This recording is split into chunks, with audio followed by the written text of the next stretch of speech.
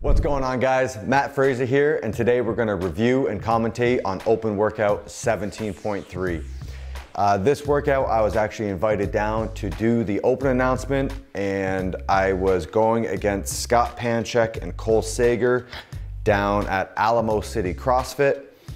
This workout was definitely one of my favorites. It was a great mix of gymnastics and barbells. You know, early on in the workout, it's light barbells, and then you earn your way up to the heavier barbell. I really like any workout like that.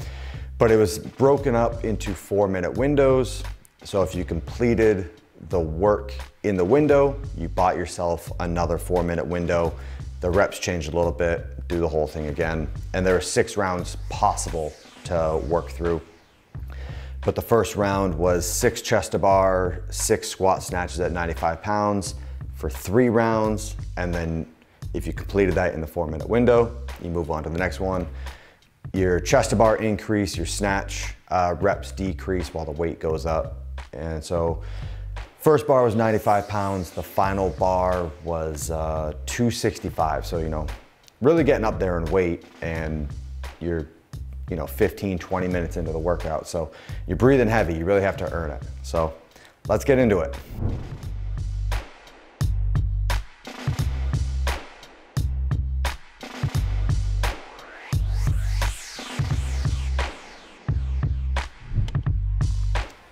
All right, and 2, 1, and we're off. So the workout started on chest to bar, and so each time window had 3 rounds, and each round was 12 reps every time. So, this first block of work at 6 chest to bar, 6 squat snatches. The next block of work was 7 and 5, then 8 and 4, and so on until we got to 11 and 1. When I first saw the workout written up, I really liked it because I like anything that's a good mix of gymnastics and weightlifting. Because, obviously there's a huge bias on the gymnastics side. If you're a smaller guy or lighter, it's a lot easier. But then the barbell, it favors the bigger guys. But with this, it's like you don't get to the heavy barbells without being good at gymnastics, and you don't get to hammer through all the gymnastics without being good on the barbell. So I really like them. I think it was deceiving with how small all the sets were. It sets a 6 on the chest to bar, and then 7, then 8. No one's questioning if they're able to do that unbroken. And so it was deceiving because I think by the end of the workout, you're doing 153 chest to bar. So they add up very quickly. And then 63 squat snatches, which the weight varies. So, the movement's not quite the same thing from the first round to the last. But I mean, the chest to bars really, really add up quickly. With this, the 95 pound, I don't like cycling 95 pound barbells, because you want to go touch and go because it's so easy, but at the same time it's like they just spike your heart rate, they make you out of breath. Yeah, so I think on the first round I went unbroken, and then I broke them up a bit after that. But with now we're doing 5 reps at 135. There's not really much question on if you should be doing touch and go or singles. It's not much gained for going touch and go compared to how high your heart rate's going to spike up. So the 95 pound, it's like I'm trying to save my quads and just hinge at the hip, not use my quads. The weight's super light. As soon as I get to the 135, it's like, okay, now I'm using the proper technique in my body positioning. I'm just not spotting where my hands are going on the bar. So it's just dive, grab, go. Because the weight's light enough that if I'm a ½ inch off or an inch off, it's not going to be the end of the world for me. But just trying to keep it smooth, consistent. The one thing with the open announcements that, it just comes with the territory of doing them is the the floor isn't set up perfectly just for the athlete's performance. Like they have to take in safety considerations because there's more than one of you going at once, and then you want to make sure it looks good on camera as well. So at first I thought it was kind of unfortunate how Cole and Scott are close to the rig and my bar is further away, so I'm just having a longer transition, where in the beginning here it was a bit of a detriment because I had an extra couple seconds to walk to my bar, back to the rig, back and forth. And so there's a couple times where by the time I get to my bar, Scott's still doing pull-ups, and then by the time I get to my bar, he's already completed a snatch. But by the end, I think it was almost a blessing because we trained so much just to, as soon as you're at the bar, bend down, pick it up, go. Like never stop, just go, go, go. So it was almost a blessing that I was forced to take this walk back and forth because it forced me to rest an extra couple seconds. It gave me a few seconds in between each set to not be under load, you know? I think on that set, I got a no rep. This judge was great. Super clear. I think, oh, I missed this barbell here. Stupid me. That was unfortunate. I think it was just, wasn't thinking. I think I took the barbell for granted. Just thought like, 185, this is still super light, and just kind of threw it behind me. But this judge was super good. I tell all my judges like, hey, I'm very hard of hearing. Please, you know, either yell or give me a visual, you know, be very clear when I get a no rep. So he was being great and really giving me the visuals of how many reps I had left or if I got a no rep. He was a big wave. Going into this workout too, you know, I knew I was going against Scott and Cole. You know, they are two of the best in the game. You know, they always place at the top at the games, and it's for a reason.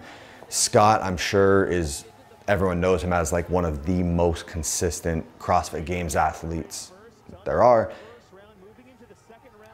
His performance is consistent across the board, but I'd say he's one of the best at barbell cycling. Like he is so strong. His movement is efficient. He's powerful. He's always putting up some of the top numbers. So as soon as I saw this workout, I was like, okay, of anyone in the games, Scott is going to be the most capable at this. And then Cole is very consistent in the games, but his individual performances kind of have their ups and downs. And so just doing any open workout against him, if it comes up right, there's a chance that he's just going to crank it out of the park. Unfortunately for him, I don't think snatching is his best movement. I think at the time his one rep was like 275 or so. But I mean, on all the lighter weights leading up to it, I mean, his technique is phenomenal. So, I mean, especially for his size, he's a lot bigger than I think people realize. So for him doing this many chest to bars is impressive. Also, kind of an odd note, he wasn't wearing grips for this workout. I thought that was a bold move. You know, 150 plus chest to bar. It's a lot of work on your hands. Scott and I both just kind of taking singles. Man, Scott, he has a fast turnover. He meets the bar so well. Boom, right up to work. And we're on to the 225 barbell.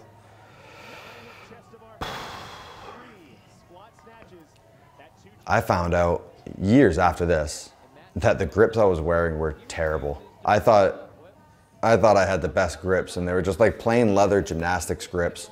And I thought because I wore them on my fingers, and so many people don't put their fingers in the finger holes, I thought I was doing something that none of them had caught on to, but it was the exact opposite. I was doing it wrong.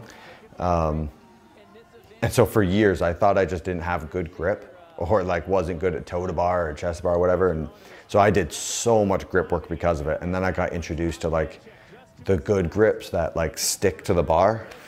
So whole game changer in my 2020 season. 225 cycling, it's all singles.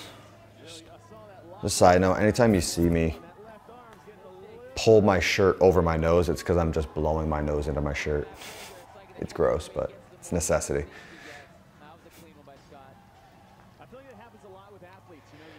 Especially with this type of volume on chest to bar, this is a good angle to see how long I'm keeping my arms straight. So my arms and my body are just a pendulum, and really get a kip, and I'm locking my elbows out until I'm as high as I can be. And then once I'm horizontal with the bar, that's when I'm pulling my elbows back to touch my chest to the bar. So I'm really trying to do zero vertical pulling, you know, with my lats or shoulders, whatever.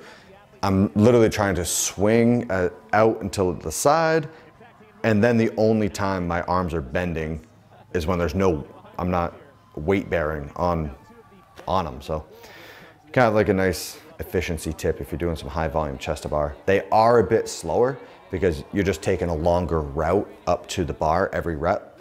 But for me, it saves a lot of energy. And it's exact same thing here. Elbows locked out until you're in that full triple extension. You know, like your legs, your hamstrings, quads, your glutes, everything. Those are the most powerful pieces on your body. And so anytime you're bending your elbows before they hit full extension, your arms are just acting like shock absorbers. So if your arms are here and then you explode, the weight wants to straighten out your arms. So I'm always, especially on a workout like this where it's just volume, volume, volume. I'm focusing on like flexing my tricep to keep my arms as straight as possible through the whole pull. Here we go.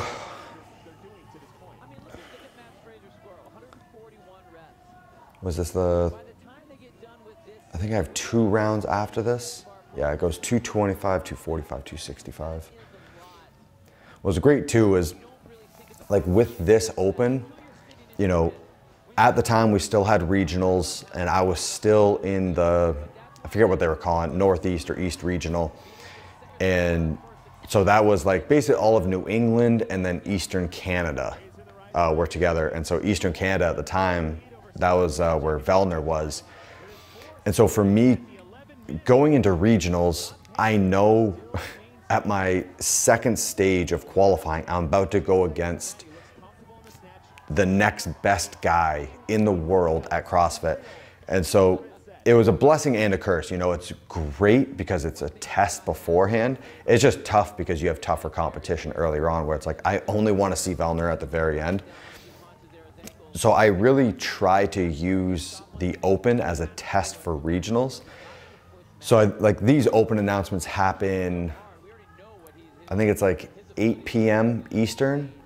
So whatever time zone we're in here, but it's in the evening. I remember the afternoon before this, I went to the gym with O'Keefe, Bergeron, and Sammy, and we did a disgusting 40-minute EMOM. I think it was like rowing for calories, shuttle sprints, D-ball over the shoulder, and then D-ball like bear hug and squat. And it was gross. But it was with the intent that I didn't want to be fresh for this workout. I wanted it to be a true test to simulate what I'm going to see at the regionals or games. Because it's very rare that you're going against some of the other best people in the world in a competition setting. So I wanted to simulate a competition. I wanted to go in after a hard workout in the morning and see how I could perform.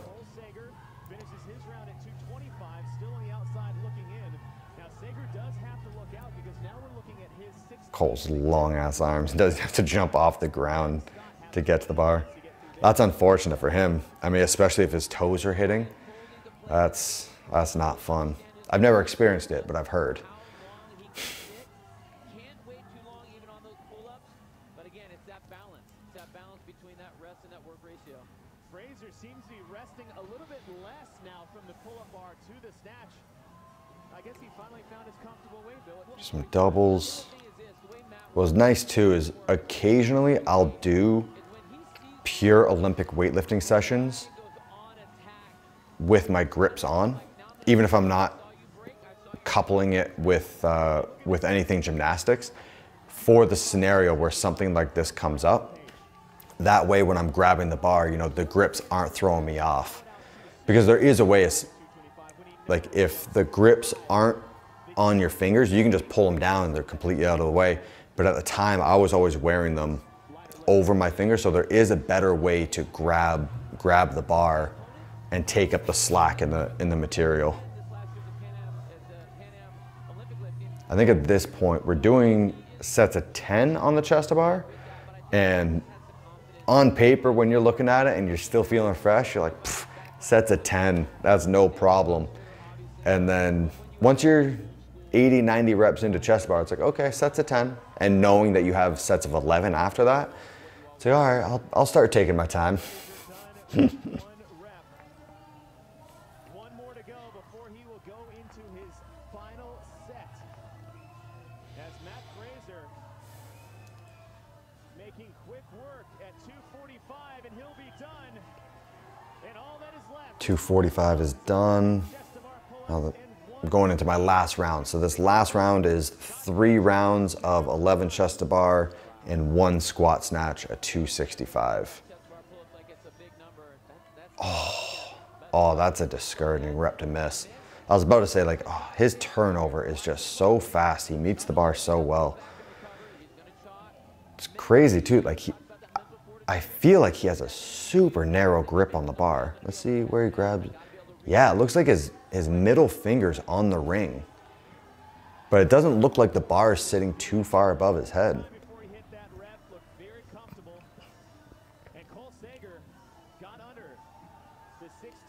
Oh, is that a set of 2 on my chest to bar? Rough.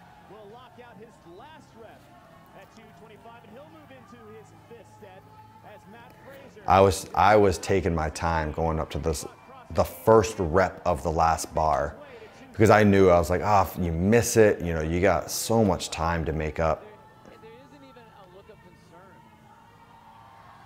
I hit it, and now I know, okay, I'm able to hit that weight while I'm under this fatigue. Now I think I speed it up a little bit. Like I didn't stop for chalk on going up to the chest bar on that last round. Hopefully I do this set of chest bar in two sets. I think I probably go 6 and 5. We'll see. And throw another 60 squat snatches at him at the same time. That number is huge, and nobody, when they Oh, I went 7 and 4. they did not look at that. They looked at, oh, 95 pounds, 135. That's good. I can hit it somewhere in the middle. They didn't Get a good breather in before going for this one. All right, so Scott just finished his first snatch of the last round. Now we get to see that and their body weight ability. There we go. Now I'm on the last round of the last section. 17 minutes in. Going into the next 4 days of competition. How many people do you think are out of the gig thinking, oh man, Yeah, same, going for the same number, 7 and 4. look at the difficulty that Cole Sager has had in that 245, like he just made it in there. I'm just deaf, so my ref is giving me a good visual. 4 reps left. Last year, 7th at the games the year before, has a 275 snatch, an amazing athlete. This is going to change some people's perceptions. I wonder if I pull my grips off. No.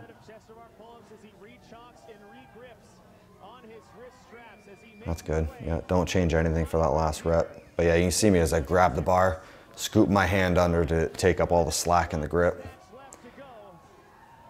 And done. There we go. That was such an awesome crowd. I forget what the exact affiliation was, but there, like, obviously it was all firefighters there. So I don't know if it was firefighters and just all first responders or if it was firefighter specific, but the crowd was super energetic. There was a ton of people packed in there. It was a lot of fun.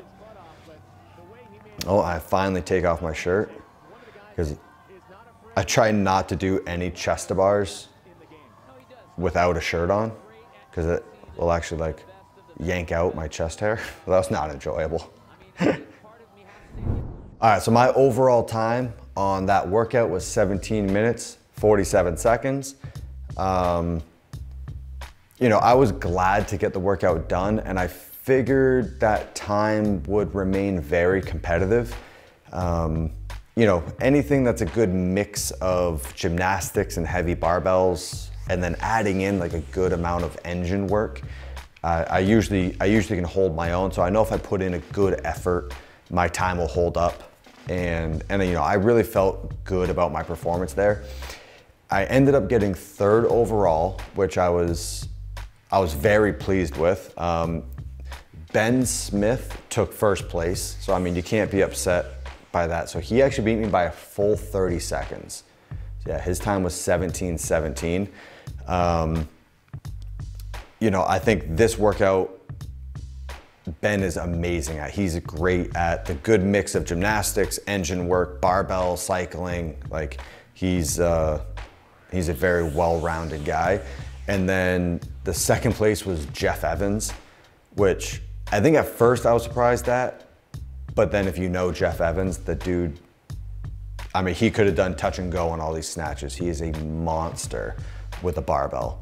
So props to those guys. I think I definitely could have shaved off some time, you know, especially like if I didn't put my bar 10, 15 feet away, if I put the bar closer, you know, maybe if I broke up the snatches on the 1st round, I could have been a little bit fresher later on, all these different things. But after seeing the times come in, I was like, nah, I'd rather be one and done. I'm the first person to get this workout done, so I have all this time to train and recover now. And it's like, even if I shaved off 30 seconds, which would be a big task, I'm saving myself 2 points. So it didn't really seem worth it. You know, it's weighing the pros and cons of, you know, the goal isn't to win the Open. The goal is to just qualify onto the next stage in a good qualifying spot. So thanks for joining along, and we'll see you next time.